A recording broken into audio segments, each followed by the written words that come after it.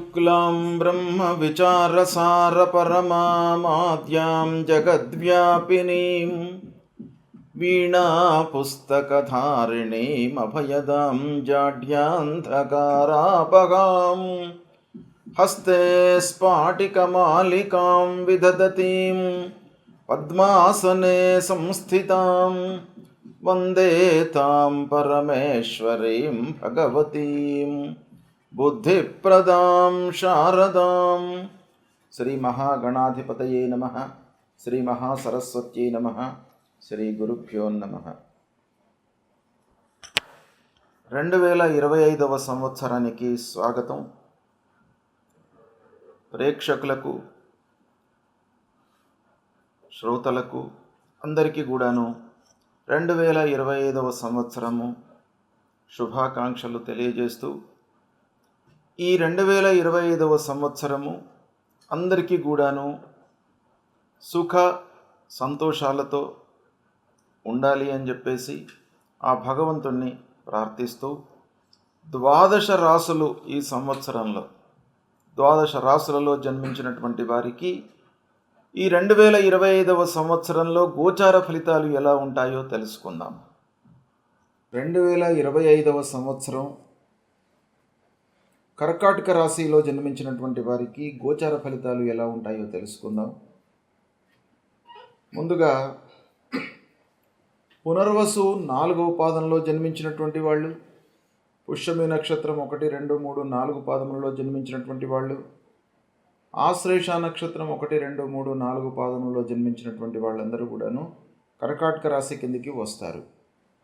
అయితే జన్మరాశి, జన్మ నక్షత్రము, జన్మ తేదీ, జన్మ సమయము సరిగ్గా తెలియనటువంటి వాళ్ళు వాళ్ళ వ్యవహార నామంలో ఉన్నటువంటి ప్రథమాక్షరాన్ని దృష్టిలో పెట్టుకొని రాశి నిర్ధారణ చేసుకొని రాశి ఫలాలు చూసుకోవాలి. ఆ విధంగా హీ, హూ, హే, హో, డా, డి, డు, డే, డో అనే అక్షరాలతో ప్రారంభమయ్యేటువంటి పేర్లు కలిగినటువంటి వాళ్ళందరూ కూడాను ఈ కర్కాటక రాశి కిందికి వస్తారు. అయితే సంవత్సర ఫలితాన్ని ప్రభావితం చేసేటువంటి గ్రహాలు గురు, శని, రాహువు, కేతువు. ఈ 4 గ్రహాల యొక్క సంచారము ప్రధానంగా మనం చూస్తాము.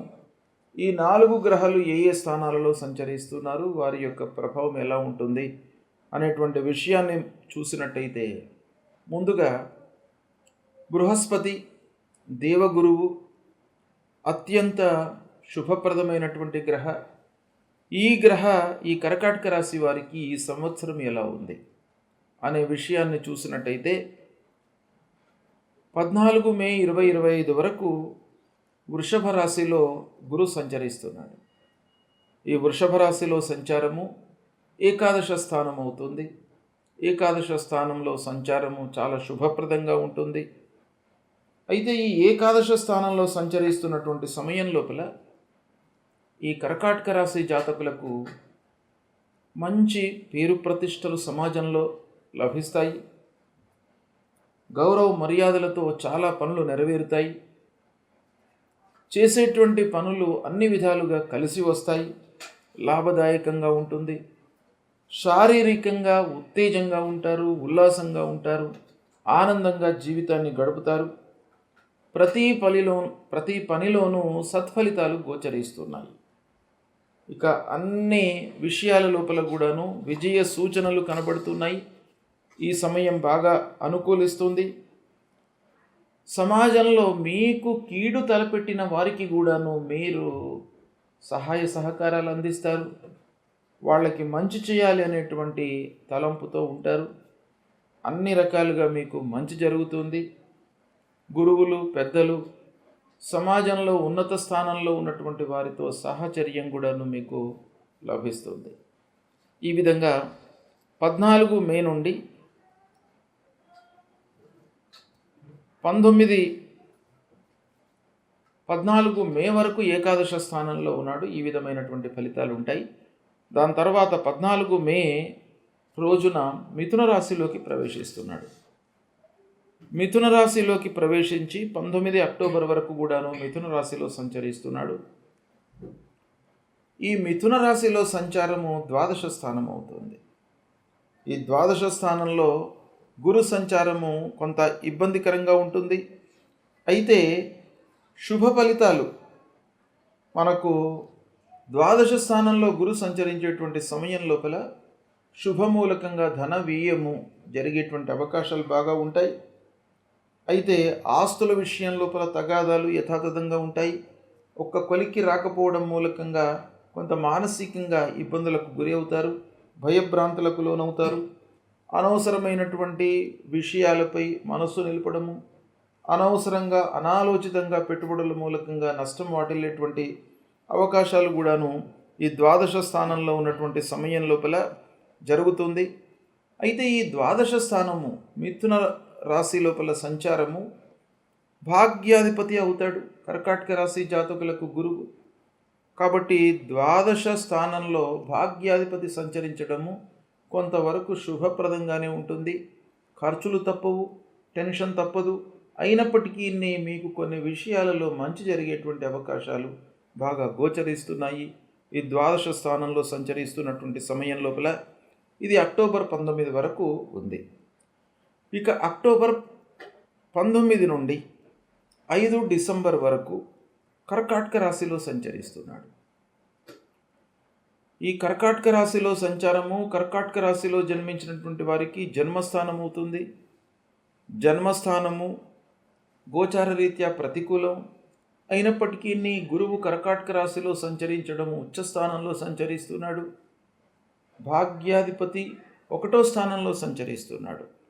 ఈ కాంబినేషన్ మూలకంగా గోచార రీత్యా మనకు ప్రతికూలమైనటువంటి ఫలితాలు గురు ఇస్తున్నప్పటికీ కొంత ఈ భాగ్యాధిపతి కావడం మూలకంగా కొంత మంచి జరిగేటువంటి అవకాశాలు కూడాను ఉన్నాయి. ఆనందంగా ఉంటారు, కొన్ని పనులు నెరవేరుతాయి. అయితే ప్రతి విషయాన్ని కూడాను కొంత లోతులోకి వెళ్ళి ఆలోచించి మీరు నిర్ణయాలు తీసుకున్నట్టయితే ఈ సమయం మీకు బాగా కలిసి వస్తుంది. 5 డిసెంబర్ వరకు మీకు కర్కాటక రాశిలో గురు సంచరిస్తున్నాడు కాబట్టి జన్మస్థానం అవుతుంది. ఆరోగ్యం విషయంపై మీరు మనస్సు నిలపాలి. ఇక దాని తరువాత 5 డిసెంబర్ రోజున వక్రరీత్యా మిథున రాశిలోకి ప్రవేశిస్తున్నాడు. అంటే మళ్ళీ ద్వాదశ స్థానంలోకి వస్తున్నాడు కర్కాటక రాశి వారికి. ఈ ద్వాదశ స్థానంలో ఉన్నప్పుడు కొంత మంచి జరుగుతుంది. అయితే ఖర్చులు పెరుగుతాయి. ఆధ్యాత్మికంగా మీరు బాగా ట్యూన్ అయిపోతారు లైఫ్కి. అది చాలా ముఖ్యమైనటువంటి విషయం. ఈ ద్వాదశ స్థానంలో సంచరిస్తున్నటువంటి సమయం లోపల ఇది 5 డిసెంబర్ నుండి 1 జూన్ వరకు ఉంది. అంటే ఈ సంవత్సరం మొత్తం కూడాను మీకు గురువు యొక్క ప్రభావము 14 మే వరకు బాగా అనుకూలంగా ఉంది. ఏకాదశ స్థానంలో ఉన్నాడు. అన్నీ కూడాను మీకు బాగా కలిసి వస్తాయి. దాని తర్వాత ద్వాదశ స్థానంలోకి ప్రవేశిస్తున్నాడు. దాని తర్వాత మళ్ళీ జన్మస్థానంలోకి వస్తున్నాడు. ఈ విధంగా గురువు యొక్క సంచారము ఉంది. అయితే 2వ ప్రధానమైనటువంటి గ్రహ శనైశ్చరుడు. ఈ శని యొక్క సంచారం ఎలా ఉంది ఈ సంవత్సరము అని అంటే 29 మార్చి వరకు శని ప్రతికూలంగా ఉన్నాడు.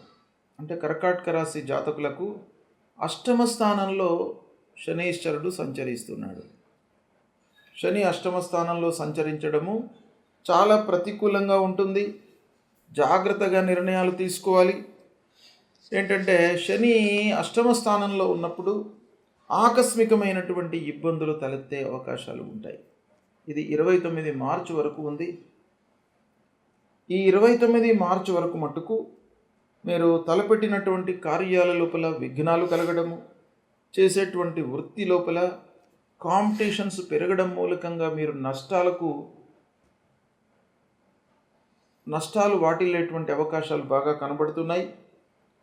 ఈ 8వ స్థానంలో ఉన్నప్పుడు ముఖ్యంగా అనారోగ్య సమస్యలు, అనవసరమైనటువంటి ఆలోచనలు, మానసికంగా శారీరకంగా ఇబ్బందులకు గురయ్యేటువంటి అవకాశాలు ఉంటాయి. కనుక కొంత జాగ్రత్తలు తీసుకోవాలి.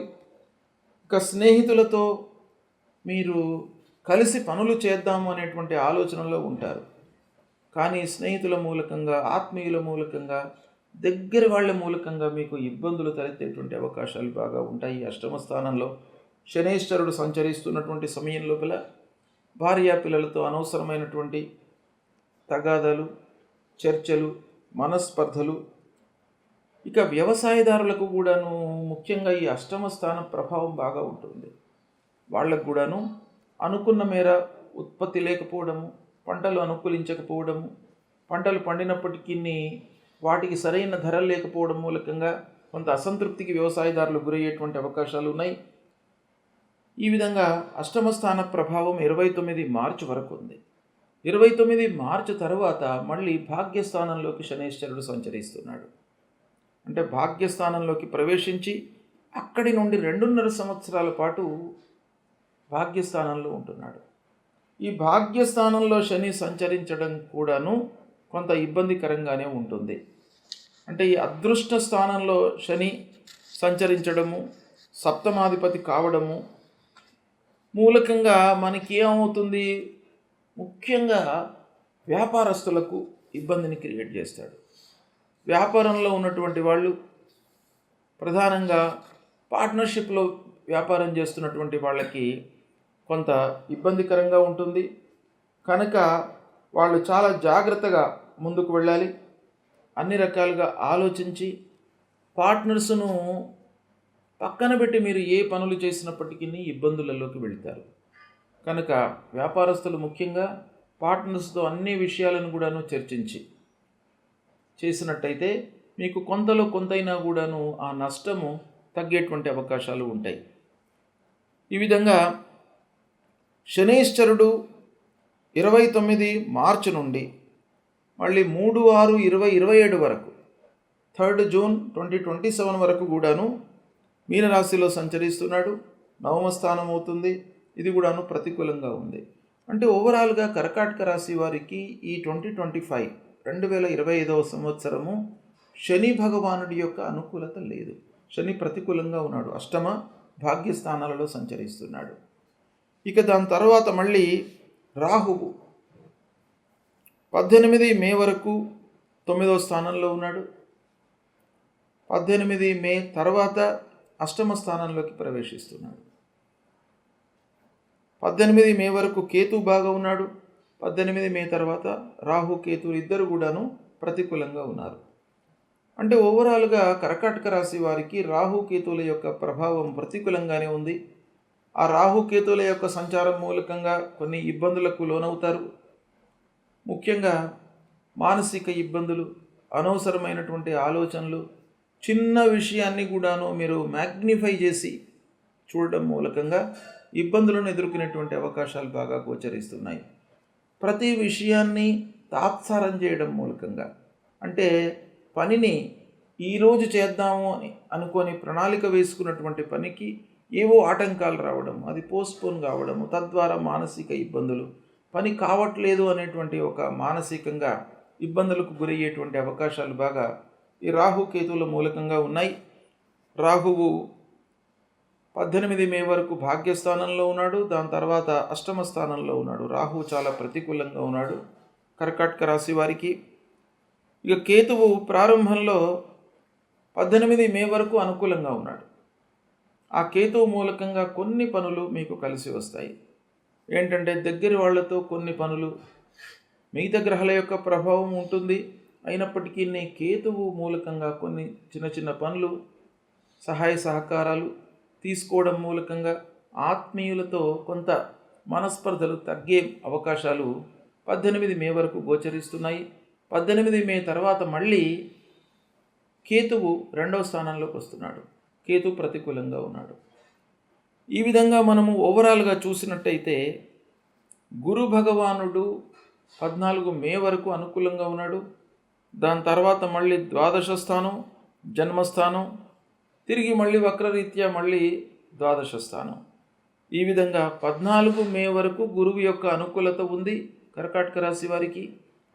శని మట్టుకు మొత్తం 2025 సంవత్సరం మొత్తం కూడాను ప్రతికూలంగా ఉన్నాడు. రాహువు కేతువులు కూడాను దాదాపు ప్రతికూలంగా ఉన్నారు. కనుక కర్కాటక రాశి వారికి ఓవరాల్గా ఈ 4 గ్రహాల యొక్క సంచారం మనం చూసినట్టయితే ప్రతికూలతని ఎక్కువగా కనబడుతుంది. కానీ మే వరకు మీరు ప్లానింగ్ చేసుకోండి. మే వరకు గురు భగవానుడు బాగా ఉన్నాడు. తర్వాత శనేశ్వరుడు అష్టమంలో ఉన్నప్పటికీ ఆ గురువు ఏకాదశంలో ఉండడం మూలకంగా కొన్ని పనులు మీకు మే 14 లోపల నెరవేరే అవకాశాలు ఉన్నాయి. కాబట్టి మీరు కొంత ప్లానింగ్ చేసుకున్నట్టయితే ఆ గురు భగవానుడి యొక్క అనుకూలత మీకు కలుగుతుంది. ఎందుకంటే భాగ్యాధిపతి గురు భగవానుడు గనక కర్కాటక రాశి వారికి గురువు యొక్క సంచారం చాలా ప్రభావితం చేస్తుంది. దాన్ని మీరు ఉపయోగించుకున్నట్టయితే 14 మే వరకు మీకు బాగా కలిసి వస్తుంది. ఈ విధంగా గ్రహస్థితి ఉంది కర్కాటక రాశి వారికి. అయితే ఈ ప్రధానమైనటువంటి గ్రహాలు 14 మే తర్వాత గురు భగవానుడు ప్రతికూలంగా ఉన్నాడు గనక ఆ గురువు కొరకై మీరు పరిహారాలు చేసుకోండి. గురువు విషయంలో ఏం పరిహారాలు చేసుకోవాలి? మొట్టమొదలు ఆ గురు భగవానుడి కొరకై దత్తాత్రేయ స్వామి దేవాలయానికి వెళ్ళడము, దత్తాత్రేయ స్వామిని కొలవడము, దక్షిణామూర్తి స్తోత్ర పారాయణం చేయడము, తర్వాత సద్గురువులను సందర్శించుకోవడము, మాతాపితృవులను సేవించడము, మూలమంత్రాన్ని పఠించడము. దేవానాంచ ఋషీణాంచ గురుంకాంచన సన్నిభం వందనీయం త్రిలోకానాం తం నమామి బృహస్పతిం అనేటువంటి మూలమంత్రాన్ని ప్రతినిత్యం కూడాను చదువుకోండి. ఆ గురు భగవానుడి యొక్క అనుకూలత మీకు కలుగుతుంది. ఇక శనేశ్వరుడు మొత్తం సంవత్సరం కూడాను ప్రతికూలంగా ఉన్నాడు కర్కాటక రాశి వారికి. కాబట్టి కర్కాటక రాశి వారు తప్పకుండా ఈ శని భగవానుడి కొరకై పరిహారం చేసుకోవాలి. ప్రారంభంలో అష్టమంలో ఉన్నాడు 29 మార్చి వరకు, దాని తర్వాత భాగ్యస్థానంలో ఉన్నాడు. ఈ 2 స్థానాలు కూడాను ప్రతికూలమైనటువంటి ఫలితాలనే ఇస్తాయి కనుక మీరు తప్పకుండా శని ప్రీత్యర్థమై ప్రతినిత్యం కూడాను శనేశ్వరుడి మూలమంత్రాన్ని పఠించండి. నీలాంజన సమాభాసం రవిపుత్రం యమాగ్రజం ఛాయామార్తాండ సంభూతం తం నమామి శనేశ్వరం. అది ప్రతినిత్యం కూడాను పఠిస్తూ నవగ్రహ స్తోత్రాన్ని జపాకుసుమ శంకర సూర్యుడితో మొదలుకొని కేతువు వరకు ఆ పారాయణ శ్లోకాలు ఉంటాయి. అవి ప్రతినిత్యం కూడాను మీరు పారాయణం చేసుకోండి. తర్వాత నవగ్రహ దేవాలయానికి వెళ్ళండి. అష్టమ స్థానం చాలా ప్రతికూలం గనక నువ్వుల నూనెతో అభిషేకం చేయండి. శివుణ్ణి ఆరాధించండి. శివాలయానికి వెళ్ళి శనివారం కానివ్వండి లేదా సోమవారం కానివ్వండి మీరు ఆ శివుడి దేవాలయానికి వెళ్ళి ఆ శివుణ్ణి దర్శనం చేసుకున్నట్టయితే మీకు ప్రతికూలత తగ్గుతుంది. అనవసరమైనటువంటి ఆలోచనలు మీకు రాకుండా ఉంటాయి. ఈ విధంగా శనేశ్వరుడి కొరకై హనుమాన్ చాలీసా కూడాను ప్రతినిత్యం పారాయణం చేసుకోండి. తర్వాత రాహువు ప్రారంభంలో 9వ స్థానంలో ఉన్నాడు. 18 మే తర్వాత మళ్ళీ అష్టమ స్థానంలోకి వస్తున్నాడు. అంటే రాహువు కూడాను మీకు ప్రతికూలంగా ఉన్నాడు ఓవరాల్ ఈ సంవత్సరం మొత్తం కూడాను. కనుక రాహు ప్రీత్యర్థమై కూడాను అర్ధకాయం మహావీర్యం చంద్రాదిత్య విమర్దనం సింహికా గర్భసంభూతం తం రాహుం ప్రణమామ్యహం అనేటువంటి ఈ మూలమంత్రాన్ని ప్రతినిత్యం చదువుకోండి. తర్వాత అమ్మవారి దేవాలయానికి వెళ్ళండి. అమ్మవారి దేవాలయానికి వెళ్ళి అమ్మవారిని కొలువండి. దుర్గే స్మృత హరతి భీతిమశేష జంతో స్వస్త్యై స్మృత మతిమతీవ శుభాన్ దదాసి దారిద్ర్య దుఃఖ భయహారణికా త్వదన్య సర్వోపకార కరణాయ సదార్ద్ర చిత్త అనేటువంటి ఈ మూలమంత్రాన్ని చదువుతూ అమ్మవారి ముందు నిశ్చలమైనటువంటి మనస్సుతో ఒక క్షణకాలం నిలబడి అమ్మవారిని వేడుకోండి. మీకు ఆ రాహువుకు సంబంధించినటువంటి దుష్ప్రభావము నుండి అమ్మవారు మిమ్మల్ని కాపాడుతుంది. ఇక కేతువు ప్రారంభంలో 18 మే వరకు మీకు అనుకూలంగానే ఉన్నాడు. దాని తర్వాత కేతువు 2వ స్థానంలోకి వస్తున్నాడు, ధనస్థానంలోకి.